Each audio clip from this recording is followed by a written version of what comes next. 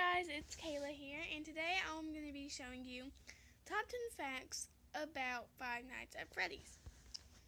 He's gonna tell you I just watched the intro and that's it. I did not watch the actual facts or anything because I didn't want to spoil anything for me.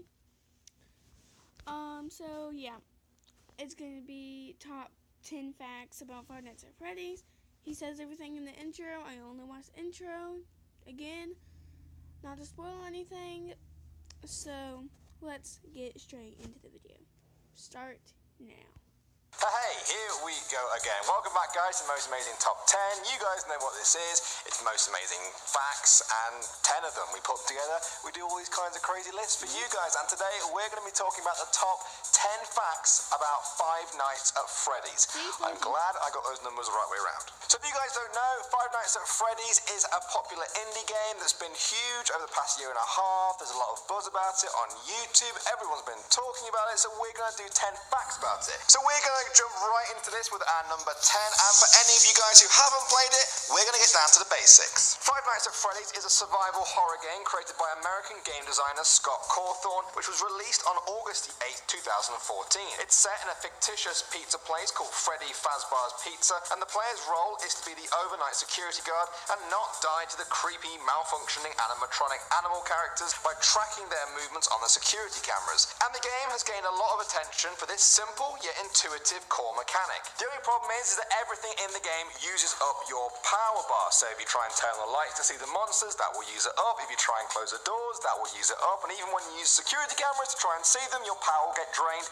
down to zero. And when that happens, the scary monsters aren't far behind. It's pretty scary. At number 9 now, the game was incredibly successful when it first came out and started selling at an insane rate for such a small indie game. By July 2015, almost 4,700 copies were being sold every single day. This was an amazing... Okay, that is a lot. That is a lot of money. Like, that's a lot of games being sold, and that's a lot of money being brought into that company. So, yeah, that's like a lot of money. Accomplishment for a previously unknown game developer and led to a daily revenue of $12,879. Impressive numbers there, but what inspires a game like this? Where does someone come up with the idea for creepy, crazy animatronic characters running around a Chuck E. Cheese type place? Well, at number 8, the inspiration for Five Nights at Freddy's came from a previous game that Scott Cawthon had been working on called Chipper and Sons Lumber Company. Players complained that the characters in that game looked like a scary animatronic animal and that it was unintentionally terrifying. Scott said he was heartbroken, but instead of giving up on game design or trying to fix the characters, he took it one step further and started making a whole new game where the animals were even scarier, and so Five Nights at Freddy's was born. Well, that seems like a pretty innocent...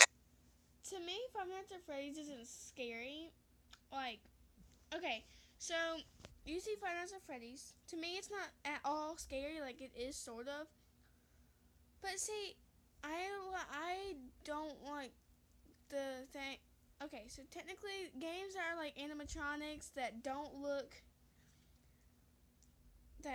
really look real, I'm fine with. I'm not scared of it. If it looks real, I will have nightmares that night or just not go to sleep for some reason. So, like Silent Hill and stuff like that, no, not for me, not at all. Don't even try making me play that, because I will be freaking out. I've actually watched a video, and that night I did not go to sleep. Yeah, I went to sleep at like 2 a.m. because I was so scared.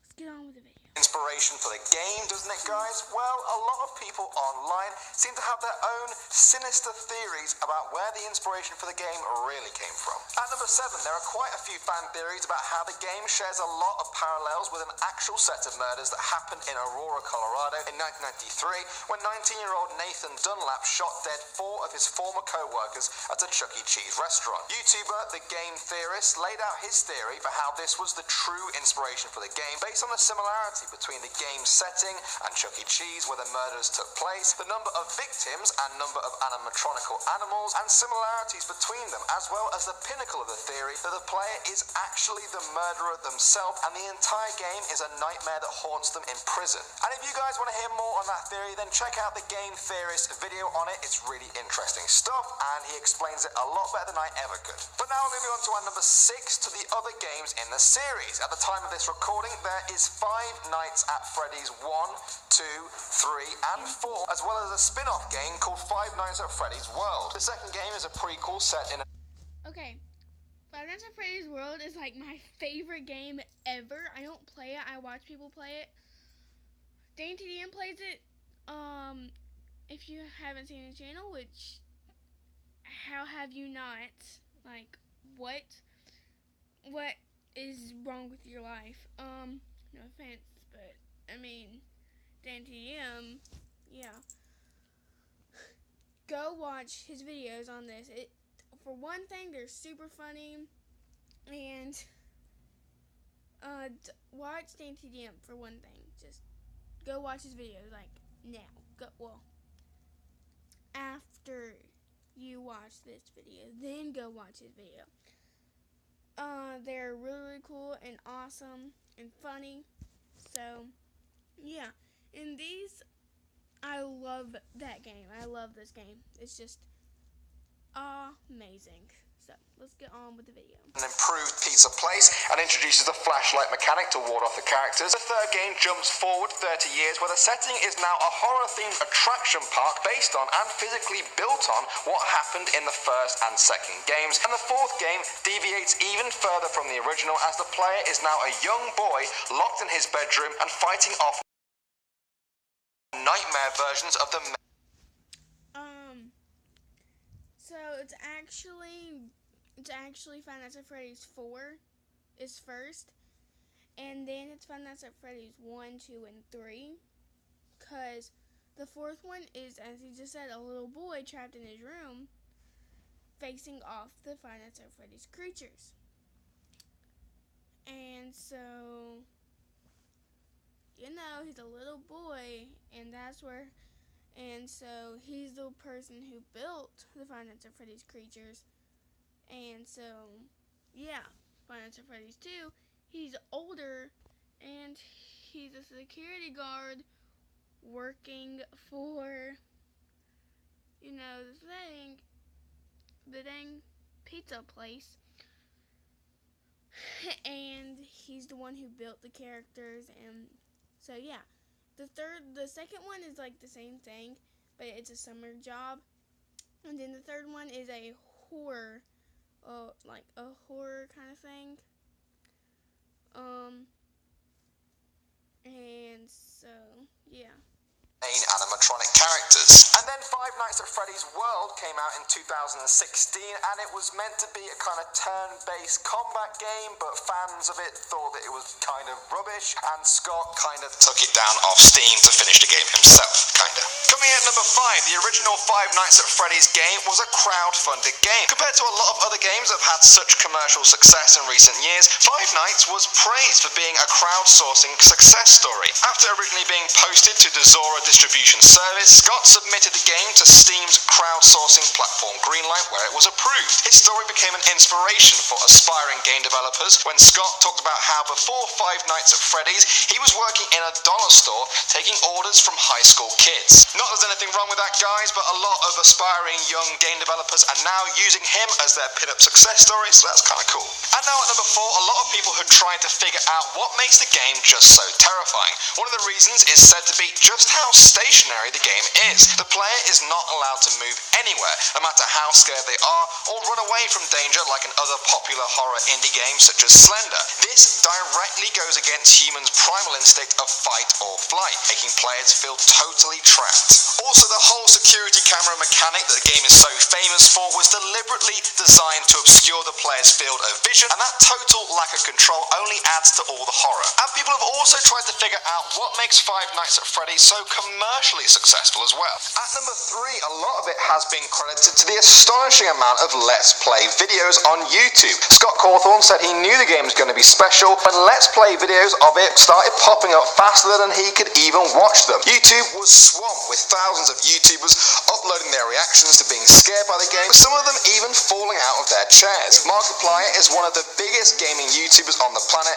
and his most watched 8 videos are all of him playing Five Nights at Freddy's with tens of millions of views each. And that's just one YouTuber, and if tens of millions of people are watching these videos, then you can safely say that a few of them are going to be buying the game, which is why it's so successful. At number 2 now, people are also buying a lot of merchandise. Yes, the merch has simply exploded onto stores online. You can now get your own Fazbear security badge, plushes of the characters, sticker packs, button sets, posters, mugs and lanyards. You name it, you can now buy it. Five Nights at Freddy's even has its own t-shirt line with millions of... I'll be right back. So, I'm just gonna go. Yeah. I'm just kidding. Fans comes millions of potential merchandise buyers. It's actually very impressive for a game that came out less than 2 years ago to already have so many theme products you can buy. But now guys, we've reached number 1, and if the game just isn't enough for a fan like you, then don't worry, because a movie is on the way. According to the Hollywood Reporter, Warner Brothers has bought the rights to adapt Five Nights at Freddy's into a feature film of the same name. Producer Seth Grahame-Smith said they wanted to turn the game into an insane, terrifying and weirdly adorable movie. Scott Cawthorne said he supports the move to bring his game to the big screen, and that the game really lends itself to being a movie. A release date hasn't been announced yet, but this isn't the first time Warner Brothers has snapped up the film rights to a popular indie game. They already own the rights to produce a Minecraft movie. Well guys, that was 10 facts about Five Nights at Freddy's. Okay, yeah, the video's over. And, well, not this video, that video is. Oh my god, they're coming out with a movie for Five Nights at Freddy's and for Minecraft. They've already made, like, a story mode for Minecraft. And now they're oh my gosh, coming out with a movie? Oh my gosh. Okay, I'm freaking out right now. So, yeah, I'm just going to end this video right here. And so, yeah, I hope you liked this video. Thank you very much for watching. Please subscribe and like this video. And please comment down other videos that I should watch and react to. Please no inappropriate videos, because I don't like to watch inappropriate stuff, because I don't watch that kind of stuff. So yeah, thank you for watching this video. Subscribe and like, and please share. So thank you very much. Bye.